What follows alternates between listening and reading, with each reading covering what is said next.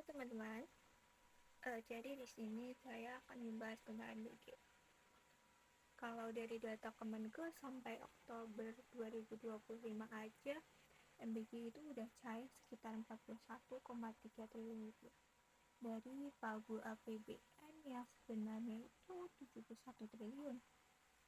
Tapi itu semua udah 58,2%-nya. Masih ada 30 triliun buat bulan November sama Desember yang itu masih 30 triliun. Udah sampai 41 juta anak dan udah serap sekitar 5.000 SPBG.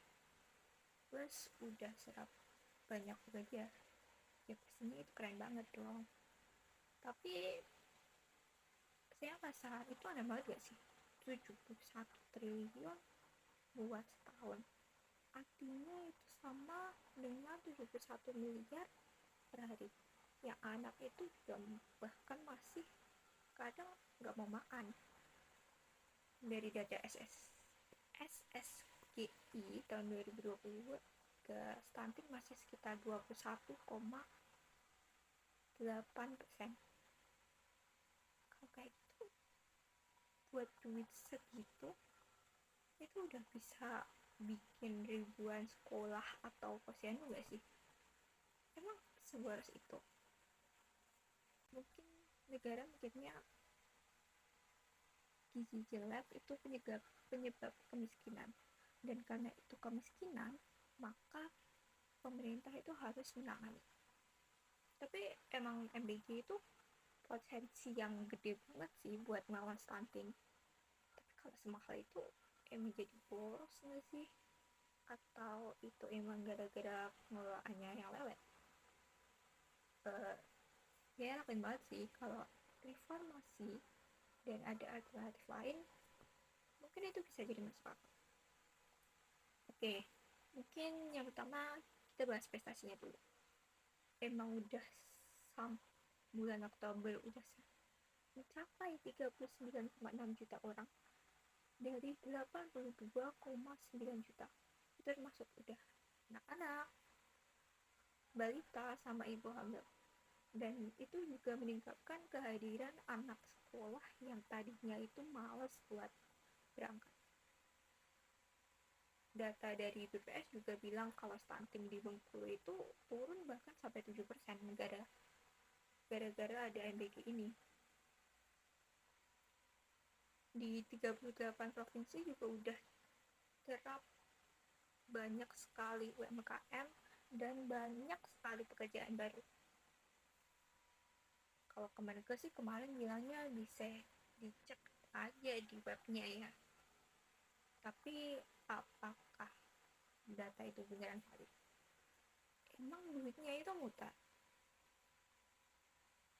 Mungkin di desa balita naik ya. Dan MBG itu sebenarnya emang bisa menjadi salah satu cara untuk mencegah stunting. Tapi itu menurutku itu cuma berapa sih? 20%. 50% dari kesuksesan MBG. 50%-nya masih ya siapa tahu.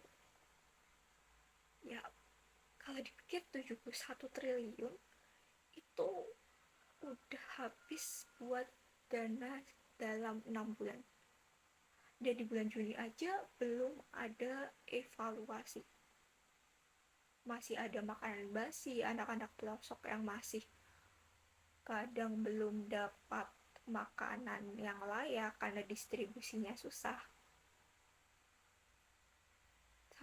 71 triliun itu udah bisa bangun sekolah gratis atau bangun posyandu yang itu juga bakal fungsinya sama buat mengurangi stunting. Masalah pemborosan duit yang gila-gilaan ini mungkin emang karena audit yang kurang jelas. Jadi solusinya mungkin bisa mulai di audit.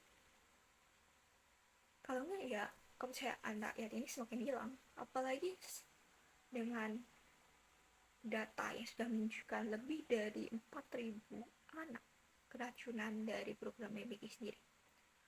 Untuk beberapa solusi. Masih banyak kok kalau dipikir lagi.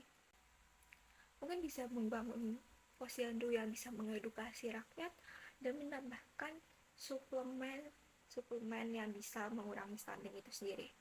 Pendidikan ke posyandu ataupun anak-anak ke masyarakat itu juga bisa dilakukan untuk mengurangi sejumlah uang yang terus saja dilontarkan oleh pemerintah, dan itu akan lebih murah karena suplemen itu berapa sih? Suplemen juga mungkin bisa diberikan, kan sebenarnya suplemen 1 bulan sekali, dan mungkin bisa diberikan sekitar 5 atau 6. Itu pastinya lebih irit bagi rakyat itu sendiri. Mungkin kalau dilihat dari bentuk di MBG itu sendiri, kalau bekerja sama dengan UMKM lokal itu juga bisa menjadi kombinasi yang mantap, karena bisa menyerap pekerja, bisa memajukan UMKM, dan pastinya makanan itu layak karena orang-orang sekitar itu yang membuat makanan itu sendiri, dan pastinya tetap harus diawasi dengan ahli gizi ya. Bahkan kalau tidak ada evaluasi, tidak ada ahli gizi yang terikat, yang terkolasi dengan kita, anaknya sehat bahkan bisa jadi ikut sakit. Dan dengan semua uang yang terus dikeluarkan oleh pemerintah ini mah pemborosan dari para elit, dan buat rakyat kita itu makin sulit. Dan ya seperti aku bilang tadi, ada berbagai macam alternatif yang pastinya bisa lebih murah, pastinya lebih bisa dipertimbangkan, dan itu semua lebih masuk akal pastinya daripada MBG yang masih belum jelas evaluasinya.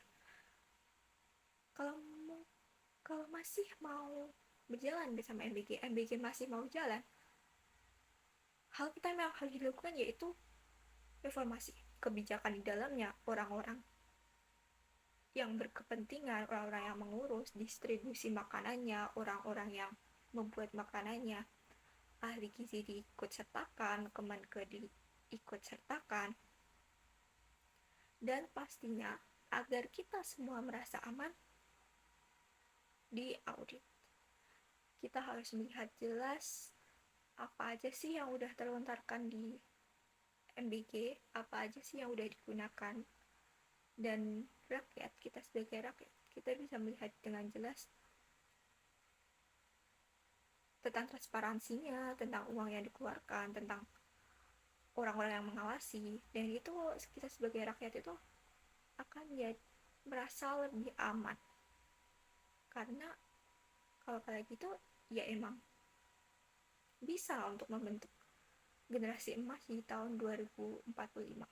Kalau nggak reformasi sekarang, nggak ada alternatif lain 2045 katanya generasi emas, ya nggak akan bisa jalan.